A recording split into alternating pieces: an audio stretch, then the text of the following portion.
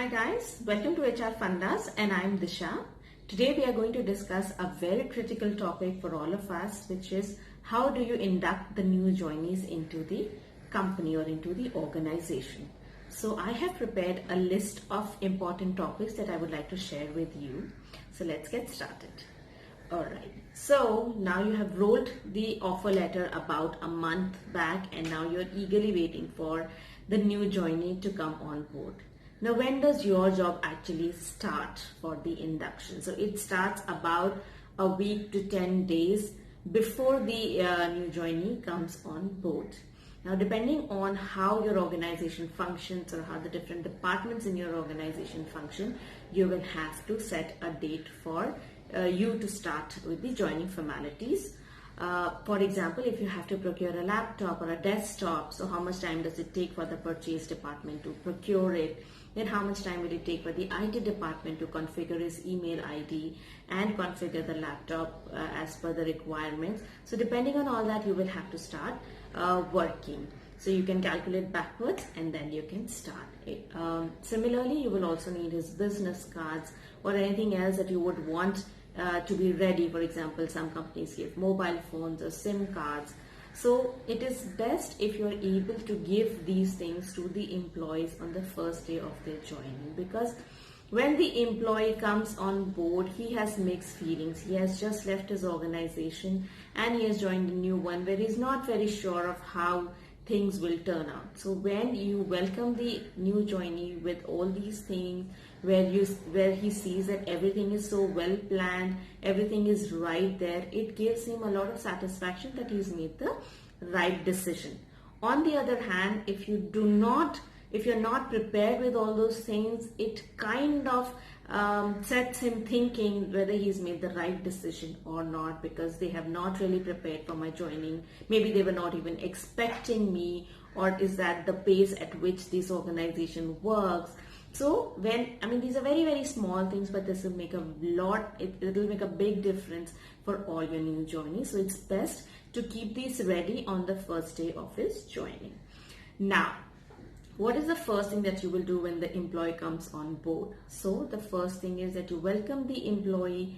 Please make sure that you are on time. You welcome the employee, have him sit down, and then you can give him all the forms that he needs to fill in. So these will be forms with regards to his personal details, his address, educational qualification, experience. So all those things can be there in the form, and you can just advise the employee how to fill it up. In addition, if you want any PF, ESIC forms to be filled, or maybe some bank documentation needs to be done, so all those things can be done within 1 hour. So please make sure that this is not a very long drawn activity which takes up a lot of time. Once this is done, you just go through the form whether everything is right. And then you can collect all the documentation from the employee. For example, his educational certificates, his experience letters, his bank details, his photographs or ID proofs. So whatever documentation you need, you can collect it from the employee. And then once you're done with all those things, you can maybe show him where he's going to sit, where his department is. If you want, you can do that first, or else you can continue with your induction process. So you can take him for an office tour if you want. You can make him meet all the key people that he's going to be working with in the organization. And so this can, again, depending on the size of your team in the office, it might take about 45 minutes to 1 hour. Then you come back and then you can start with your induction program. So now, how should you present your induction, or how should you start with your induction? So it's advisable that you have a presentation which is interesting to look at. It should not be monotonous, that there are just some pages that you're going through and you're just reading them out. Try to make it fun and exciting. Try to put lots of pictures. Try to put a lot of examples. So let's see how the induction presentation should look like. So first you should talk about the company. What does the company do? A little history if you want to add about the company. What kind of products or services the company offers. What are the locations where the company is operating? How many employees do you have? So those kind of details you can add. You can also add about the management, who's there. Please put the pictures of your management, because it's really helpful for the employee to identify later on when he will be moving around in the office. Then you can add pictures or a little brief about the HODs of the different departments. Do give him a hierarchy of his own department and where does the employee fit into the hierarchy. Then you can do a brief of the company policies and the HR policies. So there's no need to go into every detail of the policy. What you can do is you can just explain them briefly what the policy is all about. And then if the employee wants to read about or know more about the policy, he can either go to the portal if you have a soft copy, or he can refer to the HR manual if you have a hard copy. So for example, if you're telling an employee about the leave policy in the organization, so what you can, the important point here is to tell him that maybe there are 3 types of leaves: annual leave, sick leave and casual leave. So annual leave will be 21 days, for example. Sick leave will be 6 days, casual leave will be 6 days. Annual leave gets carried forward and sick leave and casual leave do not get carried.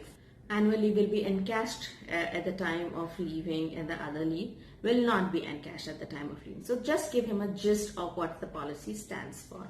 Then you can also show him some snippets of the various employee engagement activities that you do, small clippings, small videos. These are the kind of things that will really fill the employee with a lot of happiness and motivation, that these are the kind of events that he can look forward to.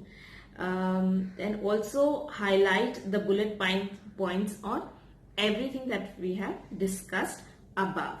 Now try to complete all the induction formalities or the entire induction on day 1. This will help you because you are done on day 1. Anyways, the manager does not expect a lot from the employee on day 1, because in most of the organizations, they reserve the first day for the HR formalities. So please make sure that you arrange everything.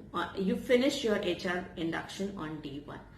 Now you can arrange for a lunch for the new joinee. So irrespective of whether your organization provides lunch or not, please arrange for a lunch for the new joinee. It will be easier for him, rather than going out and looking for lunch or hunting for places to eat. It's better that you organize a lunch and you accompany him for lunch. And on the way, you can show him the cafeteria or the pantry or the coffee dispenser, water dispenser, coffee machine. So everything, whatever is related to food, you can show it to him.